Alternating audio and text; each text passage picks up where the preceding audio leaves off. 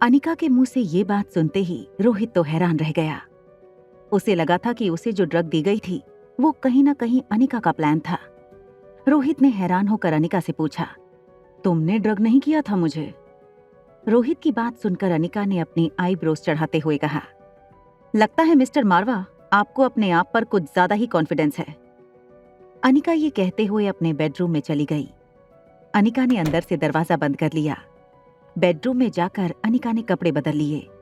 वो अपनी जीन्स और कुर्ती पहनकर वापस बाहर आई। अनिका ने साइड टेबल पर पड़ा अपना लैपटॉप उठाया और सोफे की तरफ आई। उसने देखा कि रोहित अब बिल्कुल शांत सोफे पर बैठ चुका था। एज ए डॉक्टर अनिका को ये पता था कि ऐसे ड्रग्स देने पर किसी पुरुष की क्या हालत हो सकती थी। अक्सर ऐसे ड्रग्स देने पर किसी भी लड़के के अंदर 1-2 घंटे तक वासना की फीलिंग बार बार जागने लगती है, मगर कुछ ही पलों में रोहित ने अपने आप पर सेल्फ कंट्रोल पाते हुए उन फीलिंग्स को अपने अंदर दबा कर रखा था। कहीं ना कहीं अनिका रोहित का ये कंट्रोल देखकर हैरान हो गई थी। ड्रग्स का असर अनिका पर इसलिए नहीं हुआ क्योंकि बचपन से लेकर आज तक अनिका ने अपने हार्मोनल इम्बैलेंस के चलते काफी दवाइयां खाई हुई थीं। कहीं ना कहीं उसकी बॉडी अब बाहरी ड्रग से इम्यून हो चुकी थी। रोहित गहरी सोच में अपने माथे पर हाथ रख आंखें बंद करके सोफे पर बैठा था। जब अनिका ने लैपटॉप टेबल पर रखा तो उसकी आवाज से रोहित का ध्यान अनिका की ओर गया। अनिका को जीन्स और कुर्ती में देखकर कहीं ना कहीं रोहित निराश हो गया था। उसने अनिका से कहा, अब मुझे यकीन हो गया है कि वो ड्रग्स तुमने मुझे नहीं दिए थे। रोहित की इस बात पर अनिका को फिर गुस्सा आ गया। उसे लगा कि रोहित ऐसा सोच भी कैसे सकता था कि अनिका ऐसा कोई काम कर सकती थी। उसने रोहित को जवाब देते हुए कहा, देखिए मिस्टर मारवा, मैं आपको पहले ही कह चुकी हूँ कि आप अपने आप पर इतना कॉन्फिडेंस मत रखिए। ना तो मैं आपको चाहती हूँ और ना ही मुझे आप में कोई इंटरेस्ट है। और एक बात, आप साफ साफ सुन लीजिए, आपके मन में ऐसा वैसा कोई ख्याल लाइएगा भी मत। भले ही मुझे भी ड्रग दी गई है, ड्रग्स का थोड़ा बहुत असर मेरे अंदर भी है, मगर इस वक्त अगर आप अपने सारे कपड़े उतार कर मेरे सामने खड़े हो जाएं, तब भी मैं अपने आप को कंट्रोल कर सकती हूँ, क्योंकि मुझे आप में कोई इंटरेस्ट नहीं है। अनिका की ये बात सुनकर रोहित का ईगो भी हर्ट हुआ था। अनिका को पलटकर जवाब देते हुए रोहित ने कहा, तब तो आपको मेरे इंटरेस्ट के बारे में भी पता चल ही गया होगा, क्योंकि अभी अभी थोड़ी देर पहले इस कमरे में बिना कपड़ों के आप खड़ी थीं। अनिका का चेहरा शर्म से लाल हो गया था रोहित की बात सुनकर। अनिका अब एक सेकंड भी रोहित की मौजूदगी अपने कमरे में नहीं चाहती थी। उसने उठकर मेन डोर खोलने की कोशिश की ताकि वो रोहित को बाहर निकाल सके। कोशिश करने पर जब डोर नहीं खुला तो अनिका को एहसास हुआ कि शायद मेन डोर किसी ने बाहर से बंद कर दिया था। अनिका हैरान हो गई। रोहित ने भी डोर खोलने की कोशिश की। उसे महसूस हुआ कि डोर शायद बाहर से लॉक था, तो वो अनिका के पास आकर बोला, लगता है किसी ने बाहर से कमरा लॉक कर दिया है। अनिका ने रोहित से पूछा, मगर ऐसा कौन कर सकता है? रोहित ने अनिका की बात का जवाब देते हुए कहा, शायद वही इंसान जो चाहता है कि हम दोनों, मेरा मतलब है कि हम दोनों एक साथ यहाँ। अनिका रोहित की बात का मतलब साफ समझ चुकी थी। वो फिर से अपने लैपटॉप की ओर गई।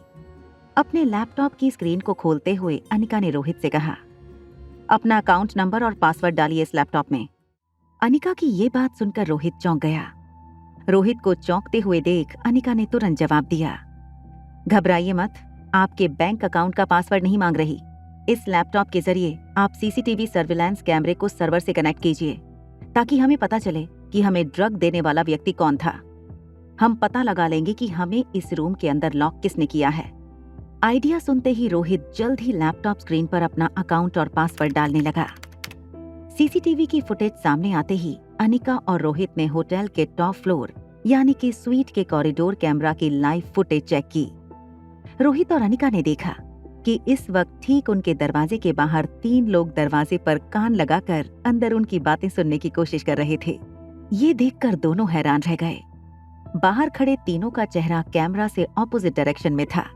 तीनों ने अपना एक कान दरवाजे पर लगाकर रखा था। किसी का चेहरा ठीक से नजर नहीं आ रहा था। अनिका और रोहित दोनों उन तीनों को पहचानने की कोशिश कर रहे थे। उन्हें साफ नजर आ रहा था कि बीच में एक लंबा सा आदमी खड़ा था और उसके दोनों तरफ शायद 2 छोटे बच्चे थे।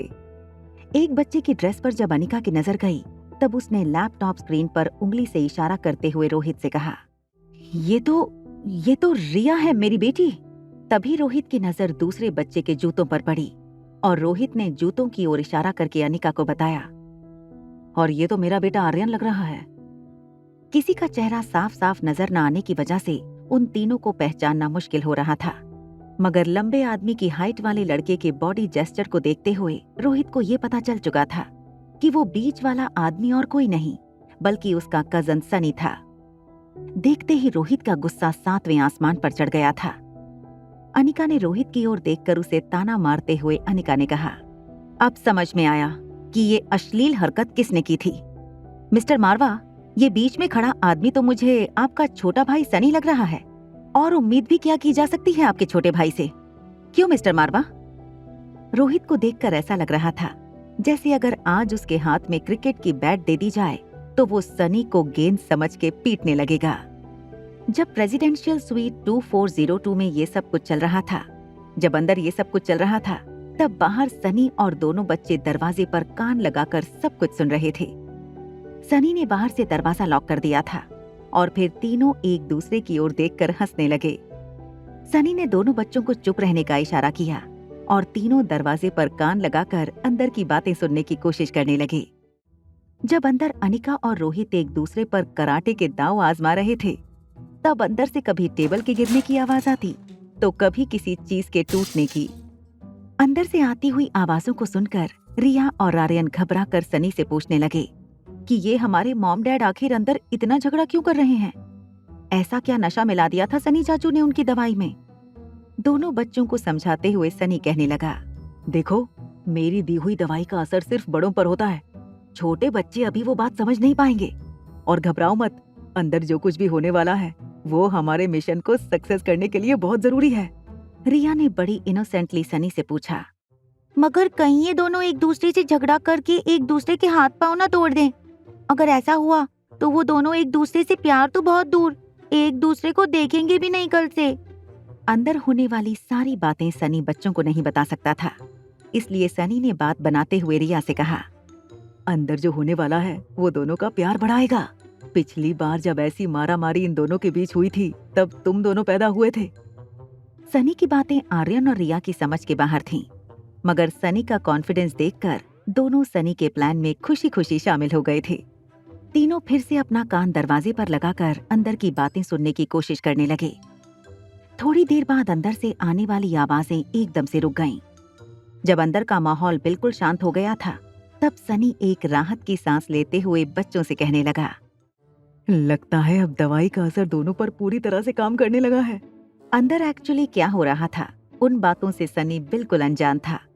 उसे लग रहा था अंदर जो कुछ भी चल रहा था वो उसके प्लान के हिसाब से बिल्कुल परफेक्ट था। सनी ने दोनों बच्चों के कंधों पर हाथ रखा और कहा, अब जरा बच्चों मुझे ये बताओ कि तुम दोनों रोहित भैया को कब अपनी असलियत बताने वाले हो? रिया और आर्यन गहरी सोच में पड़ गए। रिया को एहसास हुआ कि कभी ना कभी इस बात पर से पर्दा तो उठाना ही पड़ेगा, मगर वो चाहती थी कि इससे पहले रोहित और अनिका दोनों सचमुच एक दूसरे से प्यार करने लगे, ताकि रिया और आर्यन दोनों को दोनों पेरेंट्स का प्यार मिले। नन्ही रिया ने कहा, बस एक बार मम्मा रोहित की दादी का इलाज कर लें, उसके बाद हम उन दोनों को सब कुछ सच सच बता देंगे। आर्यन भी चाहता था कि उसकी मॉम को सब कुछ सच पता चल जाए, ताकि उसे ढूंढने की उसकी मॉम की तलाश हमेशा के लिए खत्म हो जाए। आर्यन के मन में एक सवाल आया और उसने रिया से पूछा, अगर उस वक्त तक मॉम और डैड एक दूसरे की प्यार में नहीं पड़े तो हम क्या करेंगे? रिया ने बड़ी ही गंभीरता से इस बात का आंसर दिया, अगर आने वाले कुछ दिनों के गुजरने के बावजूद भी अगर मॉम और डैड एक दूसरे के प्यार में नहीं पड़े तो फिर हम उन्हें ज्यादा फोर्स नहीं करेंगे। फिर हम समझ लेंगे कि जो कुछ भी हो रहा है बस वही हमारी किस्मत में लिखा था। अभी अभी रिया ने जो बात कही थी वो सुनकर तीनों के चेहरे थोड़े उदास हो गए। सनी ने दोनों बच्चों के कंधों पर हाथ रखा और वो तीनों वहीं दरवाजे के बाहर बैठ गए। तभी दरवाजे पर किसी ने जोर से लात मारी और अंदर से रोहित की आवाज आई, सनी, अभी के अभी दरवाजा खोलो, वरना तुम जानते नहीं मैं तुम्हारा क्या हाल करूंगा। अंदर से रोहित ने दरवाजे पर जोर से लात मारी थी। लात इतनी जोर की थी कि लगभग दरवाजे का लॉक रोहित की लात से ही खुलने वाला था। सनी ने बाहर से जो कड़ी लगाई थी उसकी वजह से दरवाजे का खुलना मुश्किल हो रहा था। रोहित ने सनी को अल्टीमेटम दे दिया कि अगर उसके 10 गिनने से पहले दरवाजा नहीं खोला गया तो रोहित भूल जाएगा कि सनी उसका छोटा भाई है। अनिका ये सब कुछ देखकर डबल माइंड में पड़ गई थी। कभी उसे ऐसा लगता था कि कहीं सचमुच रोहित भी उसकी तरह किसी के प्लान का शिकार बना था, और कभी उसे ऐसा लगता है कि ये सारी प्लानिंग ही खुद रोहित की थी और बस उसका भाई सनी रोहित के इशारे पर काम करता एक कठपुतली था। रोहित की आंखों में बेहद गुस्सा था और उसके भाई के किए पर शर्मिंदगी भी थी। रोहित ने अपनी उंगलियों पर काउंटिंग करना शुरू कर दिया। 1, 2, 3, 4, 5, 6, 7। अभी रोहित 8 कहता उससे पहले बाहर से दरवाजे के अनलॉक होने की आवाज आई। दरवाजा अनलॉक होते ही रोहित ने दरवाजा खोला। सामने एक बहुत घबराया हुआ सनी खड़ा था। होटल कॉरिडोर भी फुली एयर कंडीशन थी, मगर सनी को बहुत पसीना छूट रहा था। रोहित बिना कुछ कहे सनी की आंखों में आंखें डालकर अनिका की स्वीट से बाहर निकला और बड़ी नॉर्मल आवाज में सनी से पूछा, आर्यन कहाँ है? सनी ने अपनी स्वीट की ओर इशारा करते हुए कहा, उसे अंदर भेज दिया है। सनी के मुंह से ये बात सुनते ही रोहित ने सनी का हाथ पकड़ा और उसे खींचकर अपनी स्वीट के अंदर ले गया। जब अनिका ने देखा कि सनी और रोहित अपने स्वीट में चले गए हैं तो वो रिया को ढूंढती हुई कॉरिडोर में आई। रिया कॉरिडोर में एक कॉर्नर में छुप गई थी और जैसे ही उसने देखा कि रोहित और सनी ने अपने स्वीट का दरवाजा बंद कर लिया था, वो अनिका के सामने आ गई। अनिका ने एक बार रोहित के कमरे की ओर देखा, फिर रिया की ओर देखकर उसका हाथ पकड़कर अपने स्वीट में ले गई। अंदर अनिका और रिया डाइनिंग टेबल पर बैठकर एक दूसरे को देखने लगे। अनिका की नजरें रिया पर गड़ी हुई थीं। रिया ने अपनी नजरें झुका ली थीं। रिया का ये आइडिया हमेशा अनिका पर काम करता था। रिया एक बेहद भोली और इनोसेंट शक्ल बनाकर जब जमीन की ओर देखने लगती तब अनिका का दिल पिघल जाता और उसका सारा गुस्सा शांत हो जाता था। मगर आज रिया की ये चाल भी काम नहीं कर रही थी। तभी अनिका ने बेहद धीमी मगर गुस्से वाली आवाज से रिया से पूछा, किसने कहा तुमसे ये सब करने के लिए? तुम मुझे और रोहित को मिलवाना क्यों चाहती हो? जब रिया को पता चला कि इस बार अनिका सचमुच बहुत गुस्से में थी, तब रिया को सचमुच बहुत डर लगने लगा था। वो अपने दोनों हाथों की उंगलियों को एक दूसरे के ऊपर रखकर मसलने लगी। तब अनिका अपनी चेयर से उठकर रिया के पास आई और उसे फिर से पूछा, क्या तुम चाहती हो कि मैं उस रोहित मारवा के साथ शादी कर लूं? अनिका की ये बात सुनते ही रिया ने एकदम से जवाब दिया, हाँ मम्मा, जरा सोचो, आप दोनों एक साथ चलते हुए कितने अच्छे लगेंगे। वो इतने हैंडसम हैं, इतने पैसे वाले हैं और इतने इंटेलिजेंट भी। क्या कमी है उनमें मम्मा? रिया के मुंह से ये बात सुनकर अनिका को एक बहुत बड़ा शॉक लगा था। उसे ये समझ में नहीं आ रहा था कि इतनी छोटी सी उम्र में रिया इतनी बड़ी प्लानिंग कैसे कर सकती थी। उसे विश्वास नहीं हो रहा था कि रिया अपनी मम्मा के लिए हस्बैंड ढूंढ रही थी। अनिका ने शौक से बाहर आते हुए रिया से पूछा, तुम मुझे सिर्फ ये बताओ कि ये सारी प्लानिंग किसकी थी? रिया अब बहुत घबरा चुकी थी। उसे समझ नहीं आ रहा था कि वो अनिका को क्या बताए। रोहित की दादी के इलाज तक अनिका से सब कुछ छुपाना था। जब अनिका ने देखा कि रिया अपना मुंह नहीं खोल रही, तो अनिका ने रिया का मुंह ऊपर उठाकर उससे पूछा, क्या रोहित के भाई सनी की साजिश थी ये? रिया ने अनिका की नजरों से नजरें मिलाकर कहा, हाँ, ये सनी चाचू की ही प्लानिंग थी। एक लड़की को देखा तो के सारे एपिसोड्स को सुनने के लिए डिस्क्रिप्शन में दी हुई लिंक से डाउनलोड कीजिए पॉकेट FM ऐप।